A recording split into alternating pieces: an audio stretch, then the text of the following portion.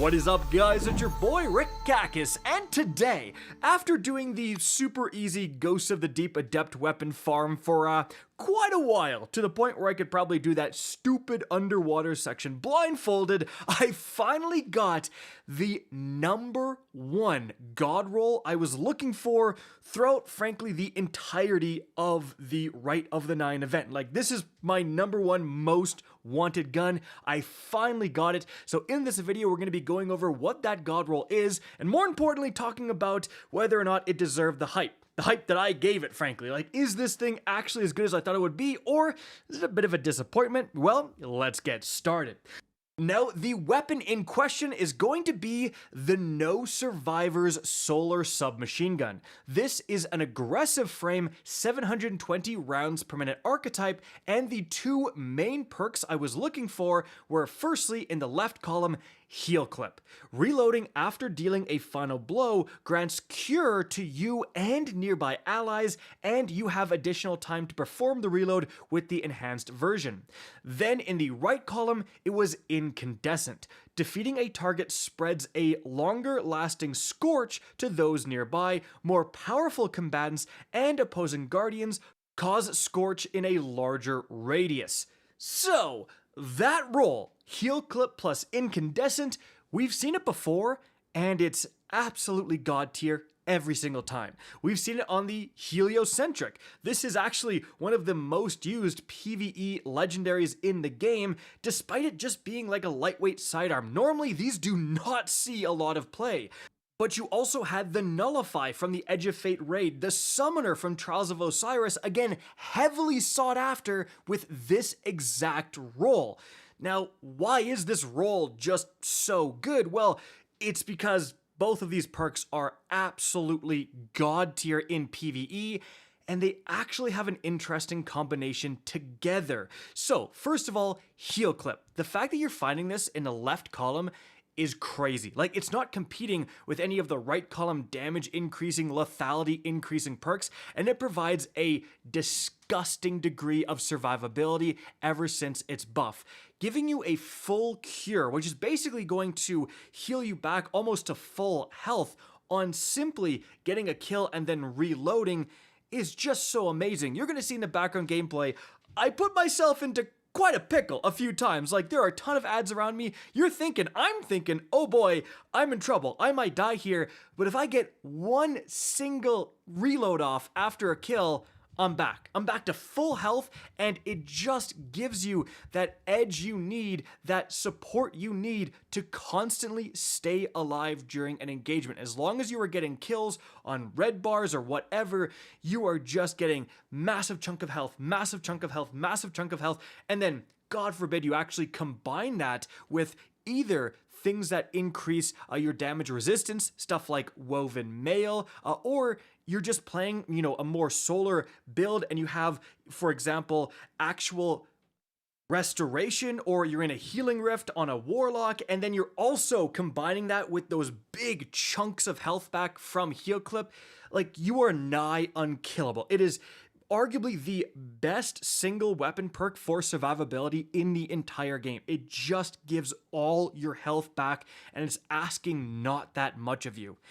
And then in the right column, Incandescent is also just crazy. Now, it is a solar specific perk. Both of these are, so you are only going to find them on solar weapons, but Incandescent is arguably better than like Firefly or Dragonfly because those require a precision kill. Incandescent doesn't. You shoot that thrall in the toes and it's gonna spread that scorch to the other nearby thrall. And the scorch is very powerful. It's not gonna be that instantaneous damaging explosion, again, like a Firefly, but man, it really adds up in damage. And if you cause enough scorch, if you get 100 scorch stacks, you will get that ignition explosion, and then that will do a massive chunk of damage. So it's also surprisingly good when you're just normally fighting a group of enemies, you're shooting the red bars, and then the yellow bar that's nearby, you don't even have to shoot that guy. He will just naturally get enough scorch because you're shooting all the, thralls and acolytes around the big yellow bar knight, that suddenly an ignition explosion will go off and just nuke the knight and any other adds nearby. And like I said earlier, you also have an unexpected synergy between these two perks, and that is the fact that if you get a kill with the Scorch from Incandescent, you never shoot that enemy at all, it just dies from Scorch, that will actually fulfill the final blow requirement for heal clip. And so that means, let's say you shoot an enemy, it explodes with incandescent, you reload, you get that heal, and then you're shooting another enemy, maybe you're shooting a yellow bar, you don't quite kill it, but then a random thrall nearby just drops dead from the Scorch. You never shot that thrall. You can hit another reload and you will heal from that. So it's just more easy to get those heal clip final blows because again, it's counting every single one dying from Scorch as well, guys. So everything is sounding pretty darn good, and if we look at the supporting perks, honestly, I think they're the best I could have asked for. In the left column, I have small bore, so that's going to improve my range and stability, +7 to each. This is like the best general purpose barrel in my opinion. Then, one column to the right, I actually have flared magwell, so I can increase my reload speed. I think this is the most optimal perk for this role because you want to be reloading as fast as possible and as often as possible with heal clip. So, like, what could the downside be? Well, this is, like I said, the first ever SMG with this role, but it also means the SMG we get with this role is an aggressive frame.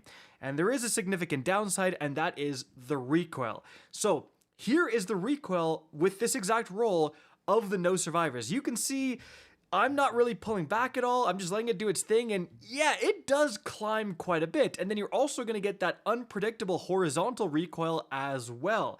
Now, guys, I do not want to say this is uncontrollable or anything like that. You're going to see in the background gameplay when I'm pulling down on the mouse, like, yeah, I can definitely still hit some shots from various ranges. It's not that bad, but what I want to show you here is just a comparison. I'm going to swap over to the Reckless Oracle. This is a rapid fire frame auto rifle, so the exact same rounds per minute, 720, and you can see, like, I'm just gonna shoot like bursts of 30 rounds because that's what I had with the no survivors. It's nowhere near the amount of recoil, nowhere near.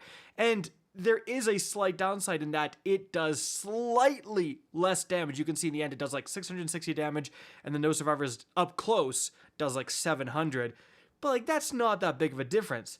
This recoil is definitely balanced around PvP. The fact that you can get a pretty fast time to kill with these aggressive frames if you're very accurate, and so the downside is that it does have more recoil than other SMG archetypes, but in PvE, it's just a flat downside. You're not going to notice the increase in damage against PvE enemies, right? So you do have to deal with more recoil than most other full auto archetypes in the game, and that is something, right? Like, that is something that it's like, man, do I really want to stop using the heliocentric, which I can just hip fire and is a laser beam across the map? That is definitely something that I was kind of hoping wouldn't be the case on the no survivors, but yeah, it is kind of annoying to control that recoil.